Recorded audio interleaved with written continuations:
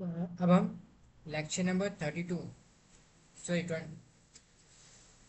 Lecture number 23 जो है 23 modern history का स्टार्ट कर रहे हैं। ठीक है, तो इसमें हम इंडियन नेशनल मूवमेंट 35 से 42 तक जितने भी होते हैं वो देखेंगे। इससे पहले एक इम्पॉर्टेंट पर्सनालिटी है सूर्य सेन करके, जो कि एक तरह से रिवॉल्यूशनरी थे। ठीक है, तो HSRA Hindustan socialist Republic association के बाद जो भी रिवॉल्यूशनरी एक्टिविटीज जिस पर्सन ने कही थी लास्ट था, वो था सूर्य सेन, वो पर्सन थे सूर्य सेन। ठीक है, ये यहाँ पे करते क्या है, चिटागोंग आर्मरी रेड मतलब क्या, एक आर्मरी रहती है जहाँ पे वेपन्स को इकट्ठा करके रखा जाता है। ठीक है, तो ब्रिटिश की जो वेपन्स की आर्मरी है उसको लूट लेते हैं। अब यहाँ पे कम से कम 300 वेपन्स और गन्स यहाँ पे उनको मिल जाती है।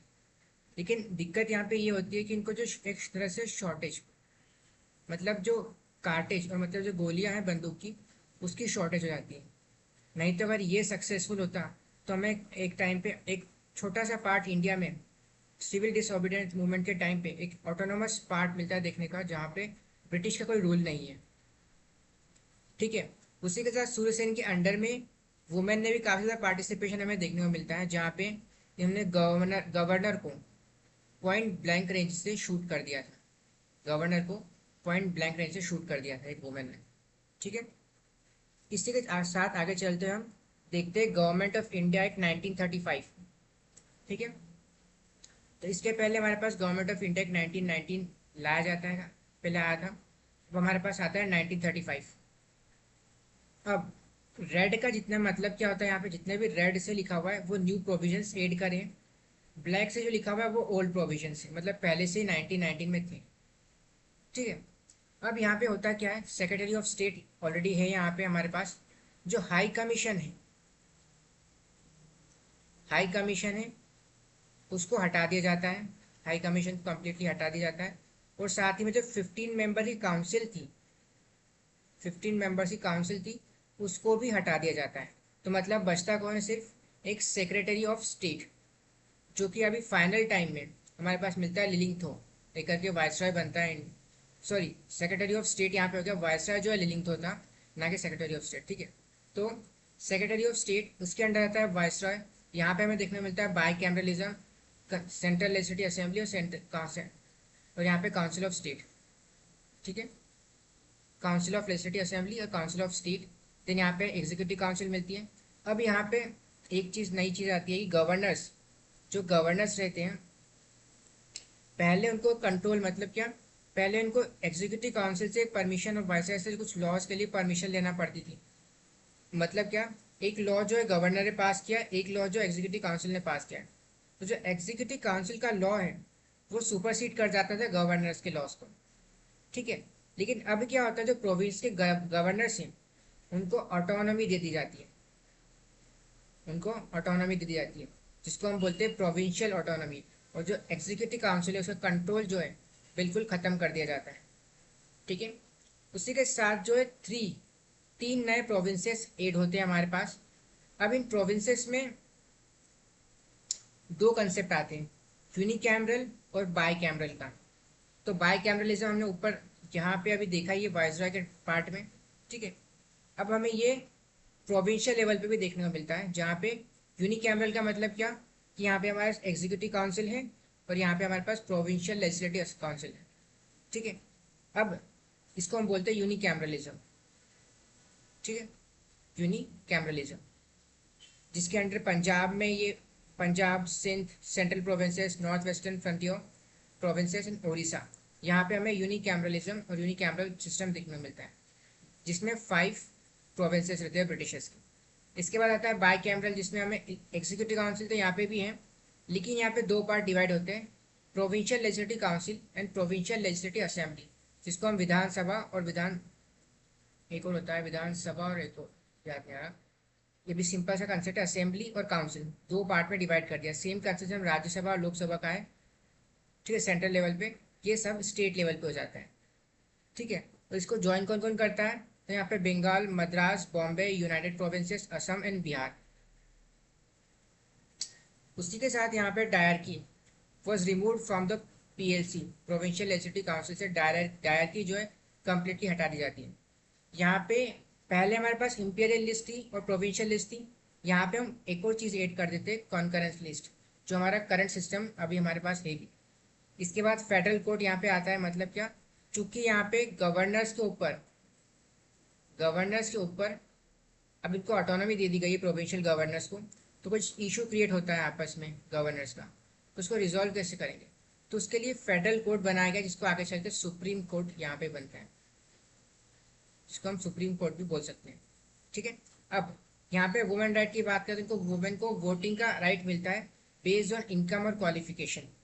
मतलब क्या, यहाँ पे सेपरेट इलेक्टोरेट सिस्टम यहाँ पे लाया जाता है, जिसमें वुमेन, डिप्रेस्ड क्लासेस और लेबर को सेपरेट इलेक्टोरेट दिया जाता है। मतलब क्या, ब्रिटिश और ज़्यादा जेंडर के बेसिस पे, इनकम के बेसिस पे, क्लास के बेसिस पे जितना ज़्यादा हो सके उतना डिवीजन यहाँ पे ब्रिटिशर्स करने की कोशिश करते हैं। ठीक है। इसके बाद reduce the income for voting, franchise expanded. मतलब क्या, जो वोटिंग के लिए, मतलब क्या, ब्रिटिशर्स ने इलेक्शन में जो इनकम के बेसिस पे क्वालिफिकेशन रख दी, जितनी ज़्यादा आपकी इनकम होगी, आपकी इनकम क्राइटेरिया दिखाओ हमको, तभी आप वोट कर सकते हो। मतलब आपके पास अगर 40,000 तक सैलरी आ रही घर में, तो आप इलेक्शन में वोट कर सकते हो। ठीक है। तो इसको थोड़ा रिड्यूस कर दिया जाता है। मतलब क्या, अब आपके पास 20,000 रुपीज़ आ रहे हैं, तो मतलब आप इलेक्शन में वोट कर सकते हो। तो फ्रेंचाइज एक्सपांड कर दी गई थी। इसके बाद पब्लिक सर्विस कमीशन, मतलब स्टेट PCS सेटअप होती है। फेडरल रेलवे अथॉरिटी यहाँ पे सेटअप होती है। यहाँ पे RBI का बनाने का, फेडरल बैंक को बनाने का प्रपोज किया जाता है। ठीक है, प्रपोज किया जाता है।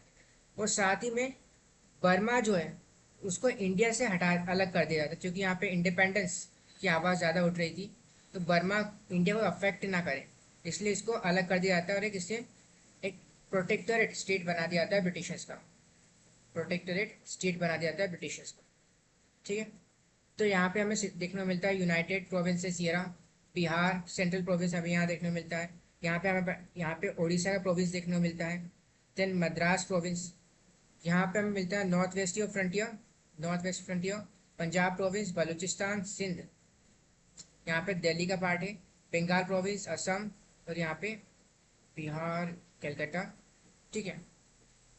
आगे चलते, अब जो ब्रिटिश इंडिया टोटल मिला के कैसे बनता है, तो ब्रिटिश इंडिया 11 प्रोविंसेस जो ब्रिटिशर्स के पास थे, और चीफ कमिश्नर एरिया। मतलब क्या, जो कि डायरेक्टली सेंट्रल गवर्नमेंट और गवर्नर वाइसराय के अंडर कंट्रोल में आता है, वाइसराय कंट्रोल में आता है, जिसको हम एक तरह से अभी के टर्म में समझने की कोशिश करें, सिंपल सा टर्म है, यूटीज है उस टाइम की। ठीक है। अब जो भी ब्रिटिशर्स एक्ट पास करते हैं वो सिर्फ इन्हीं एरिया पे अप्लाई होते हैं। मतलब क्या, कि यहाँ पे कुछ जगह खाली पड़ी हुई है, छोटे छोटे टुकड़े, ये एरियाज, इनको हम बोलते हैं प्रिंसली स्टेट्स। ठीक है। ये अभी एक्चुअल में करेक्ट मैप नहीं है, लेकिन लगभग ऐसा ही है। ठीक है। तो इसको हम बोलते हैं प्रिंसली स्टेट्स, जहाँ पे किंग और प्रिंसेस रूल करते हैं, जो बिहाफ ऑफ ब्रिटिश पैरामाउंटेसी। ठीक है। तो यहाँ पे प्रिंसली स्टेट्स रूल करते हैं। ओके। अब यहाँ पे propose but not implemented, government of India 1935 के लिए एक कमेटी सेटअप हुई थी। ठीक है। उस कमेटी के बाद राउंड टेबल कॉन्फ्रेंस होती है, सीमंस की रिपोर्ट आती है, ये सबको मिला के एक काफ़ी बड़ा डॉक्यूमेंट बनता है, जिसके थ्रू गवर्नमेंट ऑफ इंडिया 1935 को लाया जाता है। और इन सभी रिपोर्ट में काफ़ी सारे सिस्टम, अलग अलग चीज़ें प्रपोज की गई थी। कुछ को इम्प्लीमेंट किया, कुछ को नहीं किया। For example all India federation यहाँ पे प्रपोज किया जाता है, लेकिन यहाँ पे इशू क्या होता है, प्रिंसली स्टेट्स का। मतलब यहाँ पे ब्रिटिशर्स क्या बात कर रहे हैं कि पूरे इंडिया को एक तरह एकजुट मिला दो, लेकिन प्रिंसली स्टेट क्या बोलती है कि नहीं, ऐसा मत करो, क्योंकि यहाँ पे ब्रिटिशर्स ने बोल रखा है कि हम और ज़्यादा एरिया को एक्सपांड नहीं करेंगे। 1857 के बाद ब्रिटिशर्स ने ये बोला था कि एक्सपांड नहीं होगा, इसी वजह से प्रिंसली स्टेट्स को ऑटोनॉमी है अभी थोड़ी बहुत यहाँ पे। तो प्रिंसली स्टेट्स जो ऑल इंडिया फेडरेशन का बिल्कुल कैंसल आउट, बिल्कुल मना कर देती है। ठीक है। इसके बाद आता है डायरकी सेंटर, यहाँ पे प्रपोज किया जाता है डायरकी सेंटर, बट इसको भी बिल्कुल हटा दिया जाता है। ठीक है। अब गवर्नमेंट ऑफ इंडिया 1935 का जो इलेक्शन होता है 1936 और 37 में, ये एक काफ़ी ज़्यादा बड़ा और टर्निंग पॉइंट रहता है कम्युनलिज्म का और पाकिस्तान के बनने का इंडिया में। ठीक है। जब इलेक्शन होता है 1936 से 37 का, 37 का, तो कांग्रेस का परफॉर्मेंस बहुत अच्छा रहता है, मतलब ज़्यादातर एरिया में कांग्रेस को मेजोरिटी इजीली मिल जाती है। ठीक है। अब जहाँ पे मुस्लिम ज़्यादा थे वहाँ पे ऑब्वियसली बात है मुस्लिम लीडर्स विन जीत जाते हैं। लेकिन यहाँ पे एक बात नोटिस करने की, जो मुस्लिम लीग है वो सिर्फ रिजर्व्ड सीट पे ही लड़ती है। मतलब क्या, मुस्लिम लीग जो है सिर्फ रिजर्व्ड सीट पे ही लड़ती है, जो सिर्फ मुस्लिम के लिए है। मतलब यहाँ पे सेपरेट इलेक्टोरेट का फॉर्म आता है कि आपको, मतलब यहाँ पे मुस्लिम है और मुस्लिम पे ही वोट कर रहे हैं। ठीक है, ये बात पहले हो गई। अब सेपरेट इलेक्टोरेट, मुस्लिम मुस्लिम पे ही वोट देंगे, मुस्लिम लीडर्स को ही वोट दे सकते हैं, आप किसी और को नहीं दे सकते। लेकिन मुस्लिम लीग यहाँ पे बुरी तरह चुनाव हार जाती है। मतलब क्या, पंजाब में 84 रिजर्व सीट्स थी और सिंध में 33 रिजर्व सीट्स थी। इन रिजर्व सीट्स में से सिर्फ दो ही जो है वो मुस्लिम लीग को मिलती है पंजाब में, और तीन जो मिलती है सिंध में। मतलब क्या, खुद मुस्लिम्स ने यहाँ पे मुस्लिम लीग को सपोर्ट नहीं किया है। ठीक है, खुद मुस्लिम्स ने यहाँ पे मुस्लिम लीग को यहाँ पे सपोर्ट नहीं किया है। अब यहाँ पे क्या होता है कि नॉर्थ वेस्टर्न फ्रंटियर प्रोविंस में कांग्रेस को मेजोरिटी तो मिल जाती है, लेकिन गवर्नमेंट बनाने के लिए कुछ सीट कम पड़ती है। ठीक है, तो गवर्नमेंट बनाने के लिए कुछ सीट कम पड़ती है। अब जिन्ना यहाँ पे जवाहरलाल नेहरू के पास जाते हैं और बोलते हैं कि हम दोनों एक कोलिशन गवर्नमेंट बना लेते हैं, हम दोनों साथ में मिलकर काम कर लेते हैं। और कांग्रेस उस टाइम पे, क्योंकि एक तरह से बोल सकते हैं परफॉर्मेंस अच्छा होने की वजह से, जिन्ना को बिल्कुल हटा देती है कि नहीं, हम आपके साथ ज्वाइन नहीं करेंगे, इंडिपेंडेंट लीडर के साथ मिलकर वो ज्वाइन कर लेते हैं कांग्रेस। ठीक है, जिसकी वजह से मुस्लिम लीग को, यहाँ जिन्ना को स्पेशली समझ में आ जाता है कि अगर पाकिस्तान नहीं बनता है तो ब्रिटिश जो मुस्लिम लीग है स्पेशली, वो इंडिया में रूल कर ही नहीं सकती। तो यहाँ पे जो, अब यहाँ से मुस्लिम लीग क्या करती है, जिसकी वजह से जो जवाहरलाल नेहरू ने यहाँ पे मुस्लिम लीग और जिन्ना को मना कर दिया है कि कोलिशन गवर्नमेंट बनाने का नॉर्थ वेस्टर्न फ्रंटियर प्रोविंस में। यहाँ पे अब इशू क्रिएट होता है और कांग्रेस और लीग में एक रिफ्ट क्रिएट हो जाता है। मतलब अब मुस्लिम लीग जो है कांग्रेस को बिल्कुल भी पसंद नहीं करती।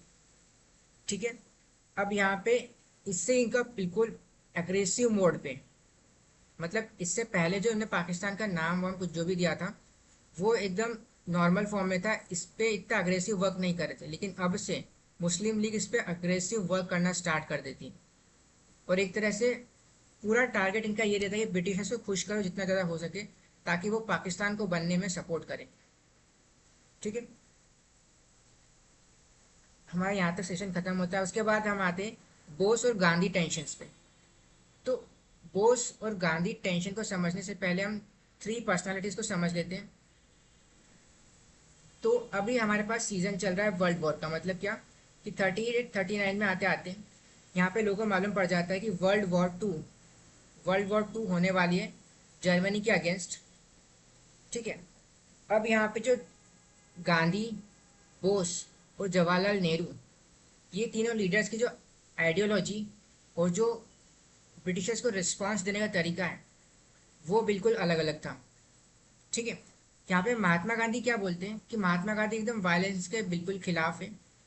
और महात्मा गांधी क्या बोलते हैं कि ब्रिटिशर्स जो है डेमोक्रेसी को रिप्रेजेंट करते हैं, ब्रिटिशर्स जो है डेमोक्रेसी को रिप्रेजेंट करते हैं, और जो जर्मनी है वो फैसिस्ट है, जर्मनी जो है वो फैसिस्ट है।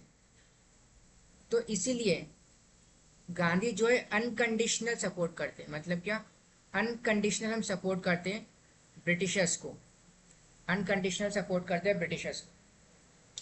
अब इसका बिल्टा अपोजिट और रिवर्स यहाँ पे सुभाष चंद्र बोस बोलते हैं कि यहाँ पे ब्रिटिशर्स जो है जर्मनी के साथ वर्ल्ड वॉर 2 में उलझे रहेंगे, ये हमारे पास बेस्ट मूवमेंट है ब्रिटिशर्स के अगेंस्ट सिविल डिसओबीडियंस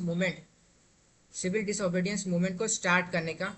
और सिर्फ इतना ही नहीं, यहाँ पे मिलिट्रिकल मतलब रेडिकल मूवमेंट की भी बात करते हैं, मिलिट्री अटैक की भी बात करते हैं ब्रिटिशर्स।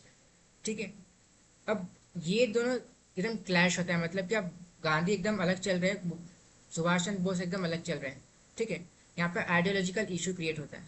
लेकिन एक बात यहाँ पे समझने की, बोस और गांधी एज ए पॉलिटिशियन यहाँ पे वर्क नहीं कर रहे हैं। और ना ही नेहरू। ये एकदम करेक्ट रॉन्ग कंसेप्ट है आज के टाइम का कि महात्मा गांधी को, बोस को आज के पॉलिटिशियन के साथ कंपेयर, मतलब पॉलिटिशियन कंपेयर करते हैं कि कौन बेटर है। तो ये सारे एक तरह से लीडर्स हैं।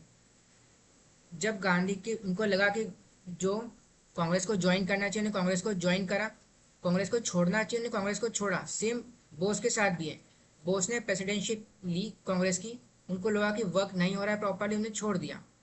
लेकिन यहाँ पे एक बात देखने की, सब लीडर्स और एक ही मोटिव पे वर्क कर रहे हैं कि गांधी यहाँ पे मेजर रोल प्ले करे, ये महात्मा गांधी या फिर सुभाष चंद्र बोस या फिर जवाहरलाल नेहरू का मोटिव नहीं है।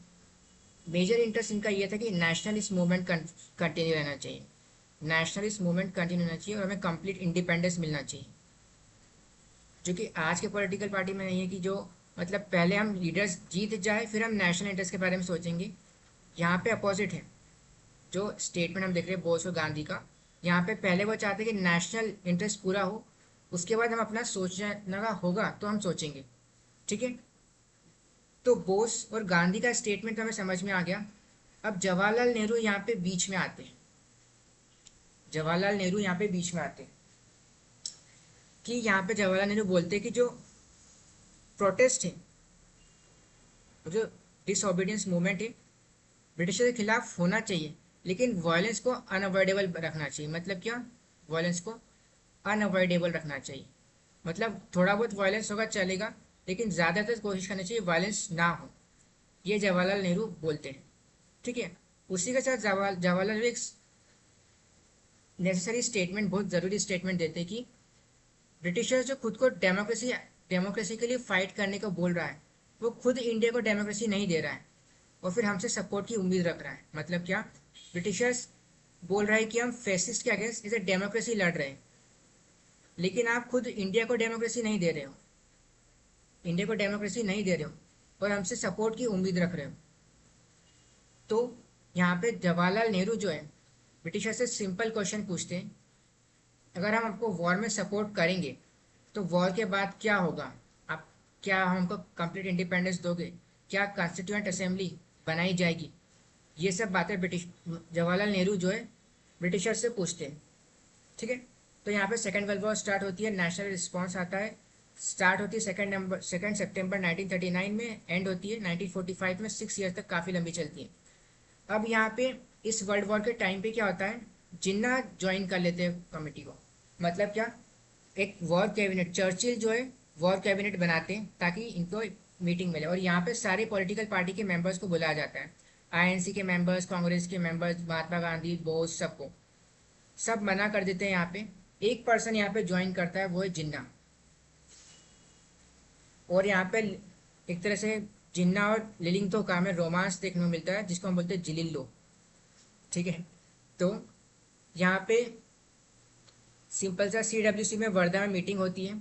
ठीक है, CWC में वर्धा मीटिंग में क्या बोलते हैं, एक रेजोल्यूशन पास किया जाता है कि ब्रिटिश से क्वेश्चन करते हैं, एक क्वेश्चन करते हैं कि आप वॉर में अगर आपको सपोर्ट करेंगे तो क्या इंडिया को कॉन्स्टिट्यूएंट असेंबली आफ्टर वॉर मिलेगी, क्या हमको इंडिपेंडेंस मिलेगी, क्या इंडिपेंडेंस आप दोगे।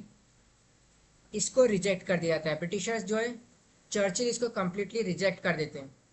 ठीक है, अब इसके बाद रामगढ़ सेशन में, इस सेशन के होने से पहले ही जितने भी आईएनसी के मेंबर हैं वो वॉर कैबिनेट से रिजाइन कर देते कि बोलते कि हम ब्रिटिशर्स को वॉर में सपोर्ट नहीं करेंगे, हम ब्रिटिशर्स को वॉर में सपोर्ट नहीं करेंगे, और जितने भी मिनिस्टर्स हैं वो रिजाइन कर देते हैं। और इसी के साथ हमारा लेक्चर आज का एंड होता है।